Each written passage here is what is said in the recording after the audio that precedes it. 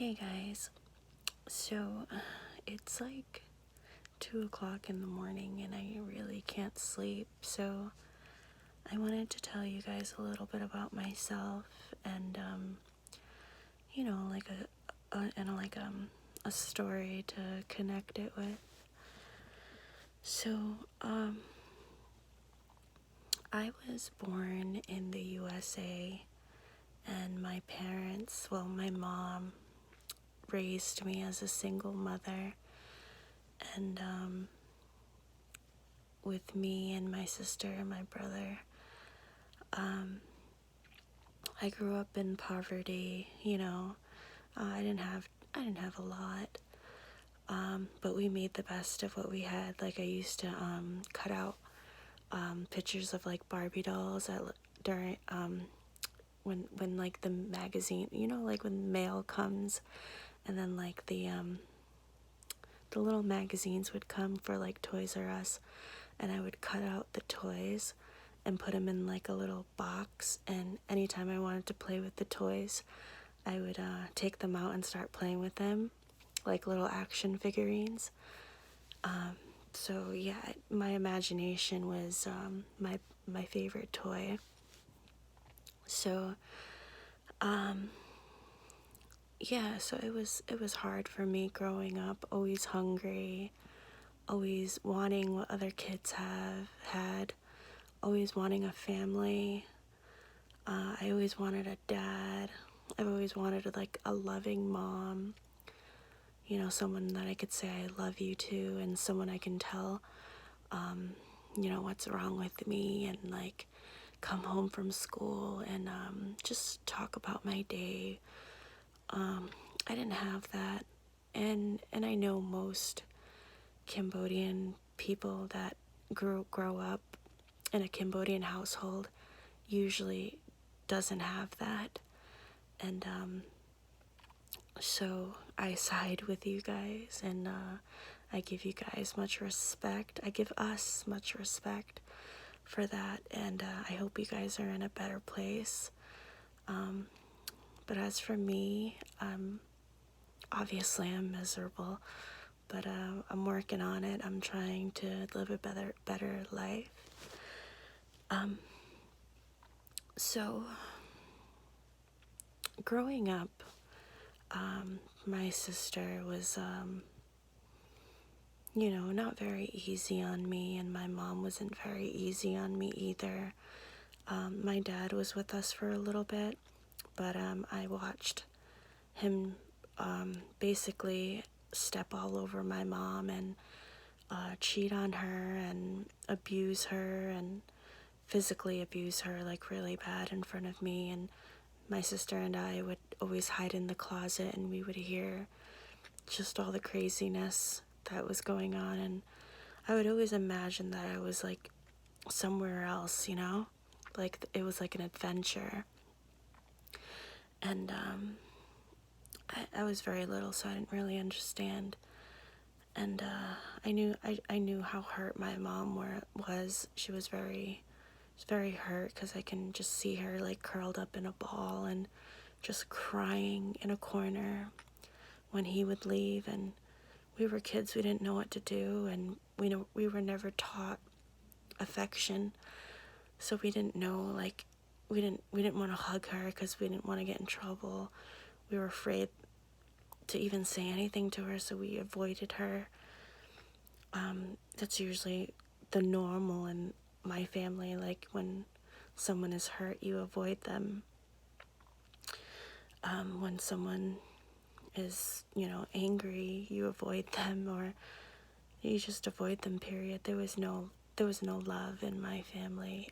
It was more like tough love. I guess that's the best love, right? Makes you tough. So I give it to my mom. I give her a lot of respect. Like, I love her today. She's gone through a lot. She went through like 13 years of counseling to get to where she is today, but I had a tough time with her growing up, being the middle child, being the punching bag of the siblings, and you know, my mom abused me really bad, pretty much like every day. And did you guys hear that? Sorry. I don't know if that was like a sign to like not talk about that, but yeah, I'm not gonna talk about that. So growing up, I rebelled. I don't know if I'm saying it right, but I rebelled, and I was like, I was Americanized, and I wasn't your traditional Asian girl that my mom wanted to be. My mom was very strict, and she really wanted us to like be successful, and just she wanted us to just live a better life. She was just drilling that into our lives, and it just wasn't going that way. And so she kind of took her anger out on us, and I'm like, I apologize now for being the daughter that I was, being so disobedient and rebelling. I just didn't understand a lot. I didn't have much guidance from her. It was more, I my childhood with her was very angry. She was always angry with me.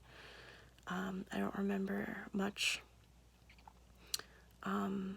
tenderness and like motherly things. I just remember her being always angry with me, and that's the feeling I always remember with her.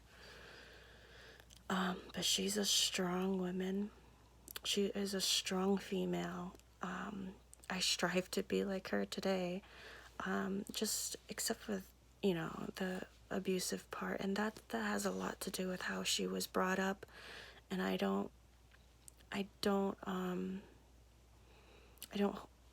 hate her for that. She went through a lot in life. Like, she was in her family, she was like the oldest, and she had to be the breadwinner of her family, and the family relied on her to always make the money, and her mom was very hard on her, and would hit her all the time too. Excuse me, I'm revealing myself. But yeah, so I don't ever hate my mom for the way I was brought up. It's just hard. It was just hard because I was born in America, and I was Americanized, so I didn't understand why I was being hurt the way that I was. I didn't understand why I was living the way that I was. I just didn't understand much, and I never really got answers then. So growing up, I was very athletic. High school, I tried out for like everything and like made everything, varsity, but I ended up choosing the cheerleading side of sports. So I did cheerleading, and I wanted to go to all the basketball games, all the dances, all the parties and stuff. And high school, I did pretty good in high school, and I just felt like I wanted to be more involved. And that wasn't the life that my mom wanted for me. She wanted me to be like very traditional, come home after school and cook and clean and take care of my little brother. And I just wasn't doing that. I used to sneak out to go to like dances, or like I had to sneak out for every football game, every basketball game, because I was, a cheerleader. I was an important cheerleader. So she wasn't having that, and she figured that maybe like I had to walk a mile in her shoes and live where she lived and do what she had to do. I had to be more appreciative of what I had, even though I didn't have anything. Maybe she was right.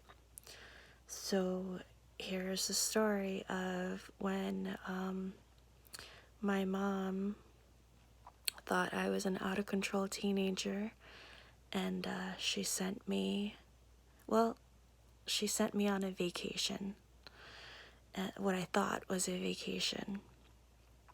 So she tells me one day that, hey, it's time to go on a vacation. And it was like in the middle of the school year, and I'm like, what? No way. Okay.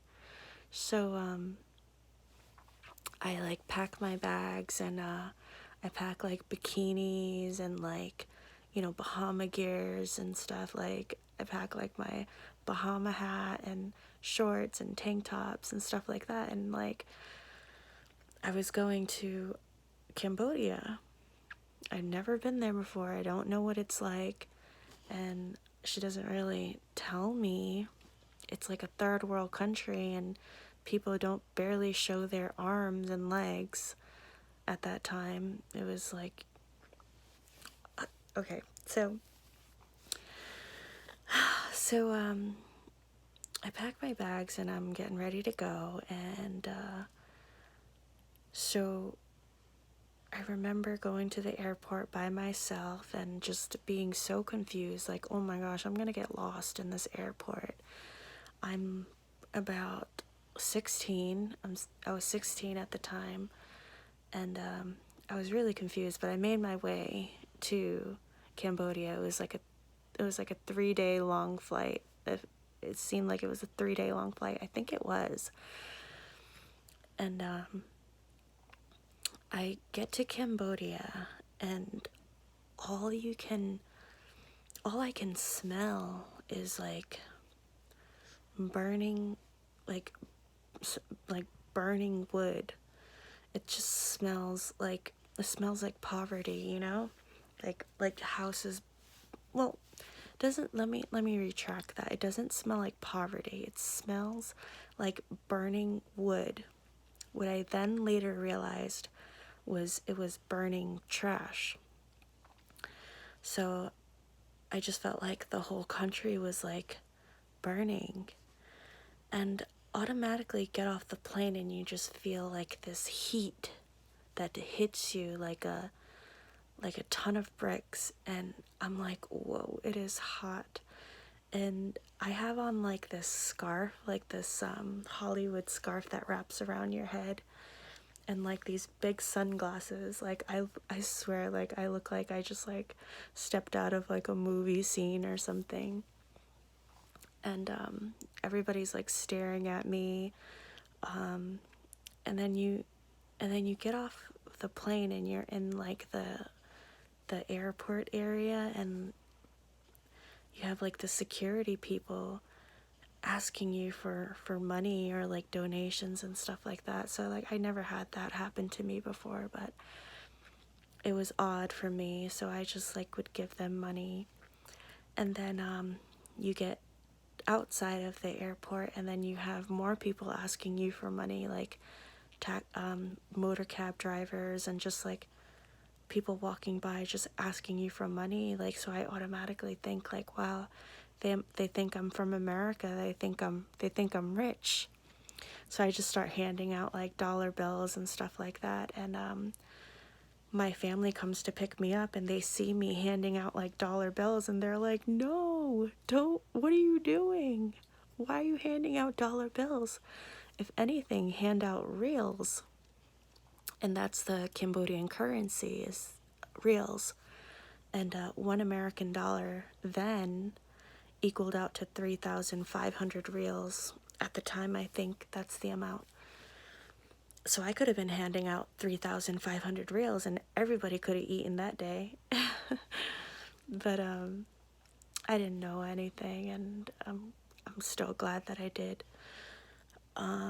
So my family picks me up. It was like my uncle and my aunt and it was just a few people that I've never met before, and they come to pick me up in a car, and I get in the car, and they drive me not too far from the airport, so like the Poshington area. And so I get to this house in the city area of the airport. I get to this house, and I start unloading my bags, and I, start to make myself comfortable. And then my uncle's like, no, no, no, this is not where you're staying. And I'm like, I'm not? This is not where I'm staying? And he said, no, this is just your first stop.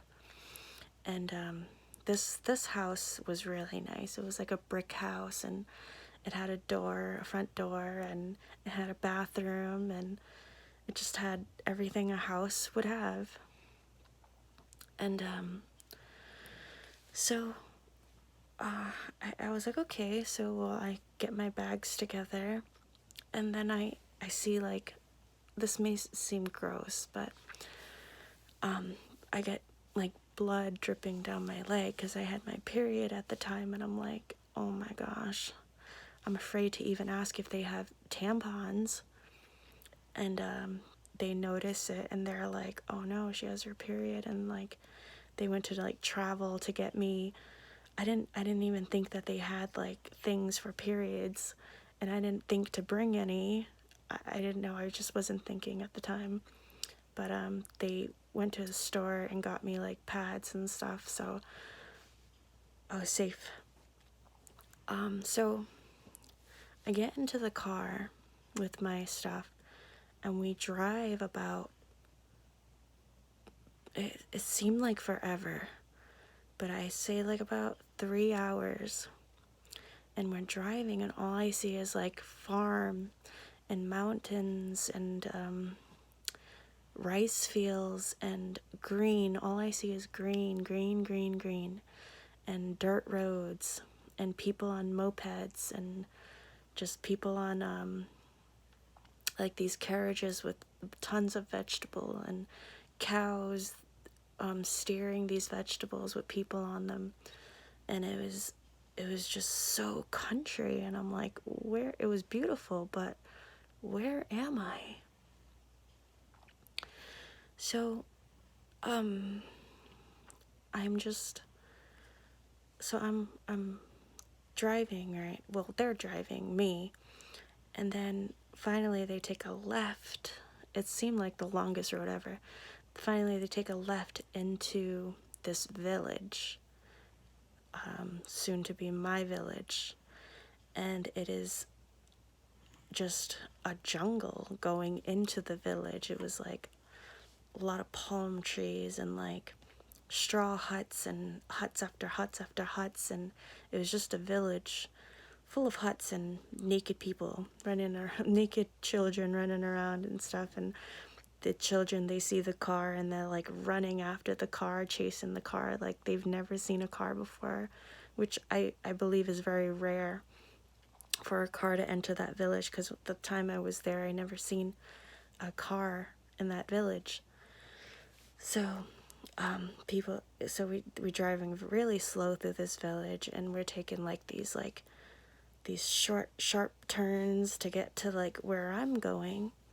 And then finally we arrive at where I'm going to stay, and it's like this hut on these what do they call, like wood poles. They're like 4 wood poles that holds up like a hut house. So that's where I was staying. That's where my grandmother lived, in that village, and that village was very, very, very poor. And the children just looked really hungry and malnourished, and it seemed like every single person that lives in that village knew that I was going to be there that very day, and they all gathered around like it was like a crime scene, and they all just stared at me like I was like an alien from outer space. And I kind of like lost myself in that moment.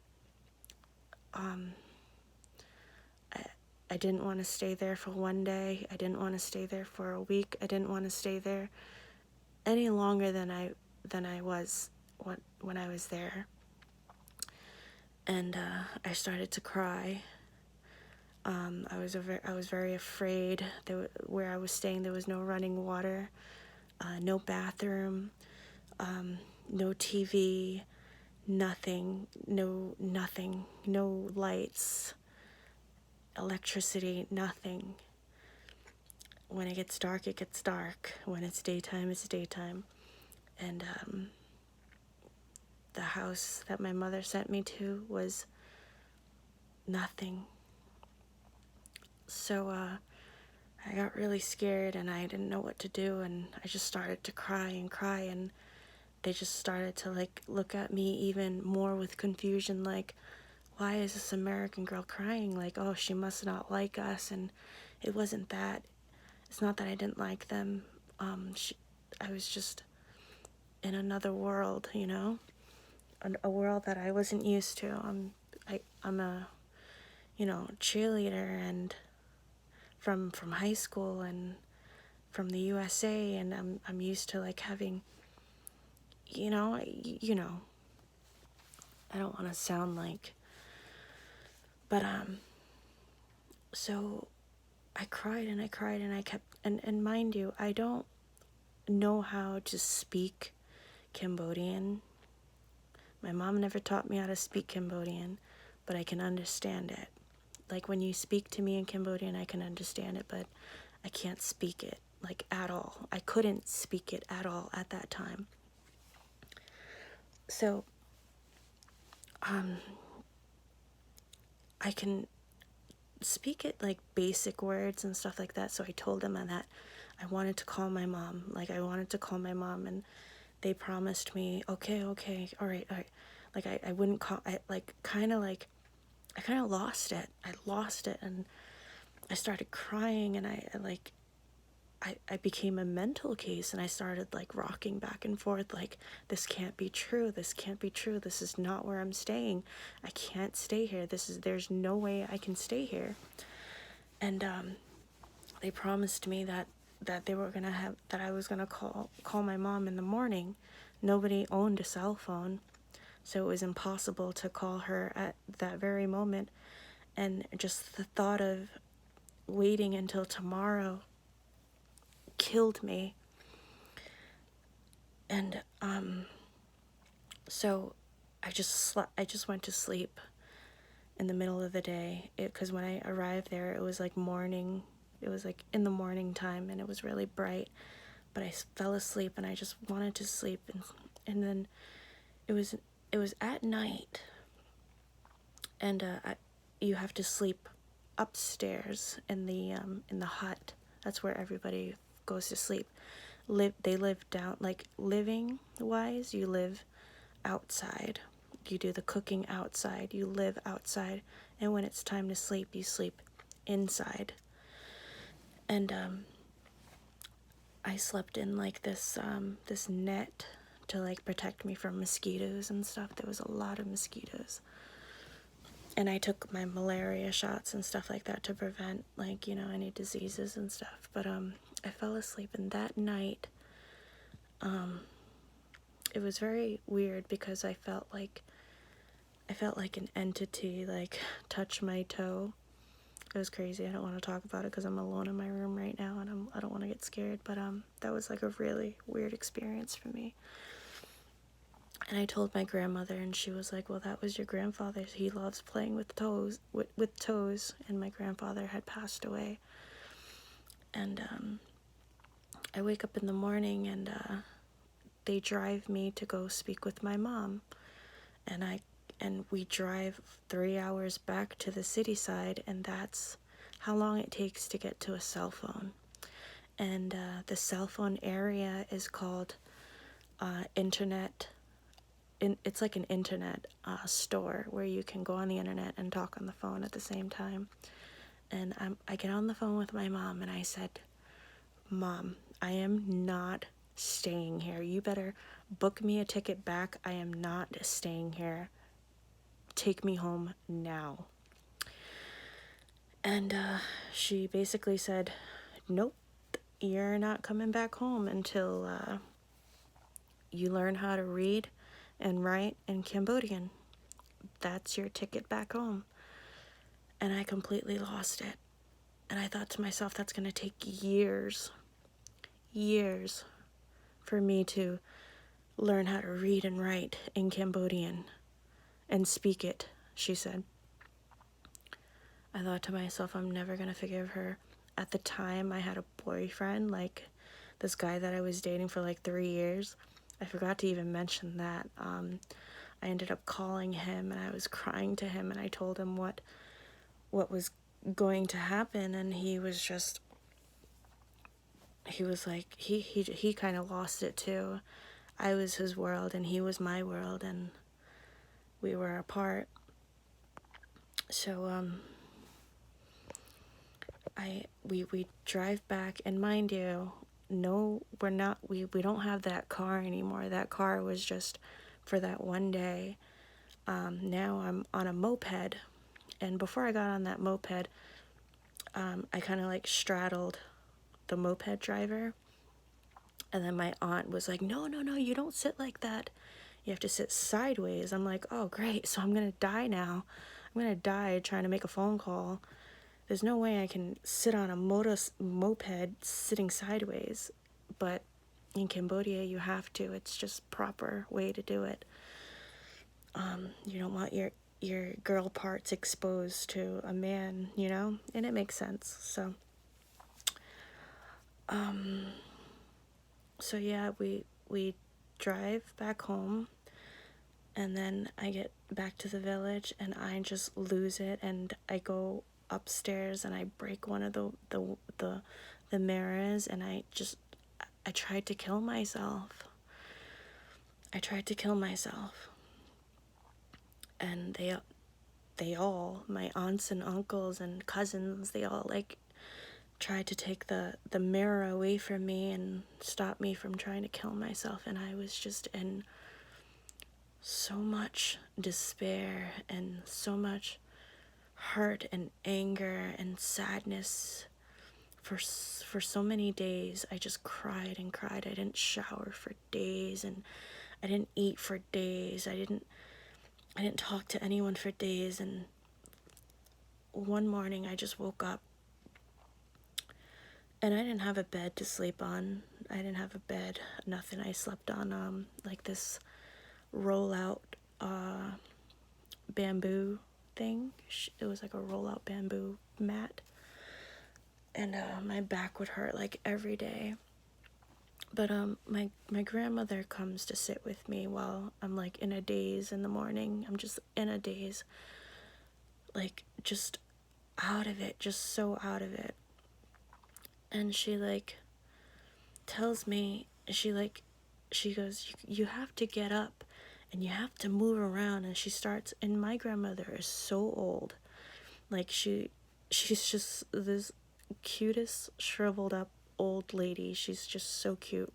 She like starts doing like aerobics in front of me, and she was like, you need to learn how to move your hand like this. And I just start laughing, and like she just starts laughing, and then we're both laughing together. And I just like, it just set in my mind, like, you know what, if I have to learn how to read and write in Cambodian, and that's what I have to do.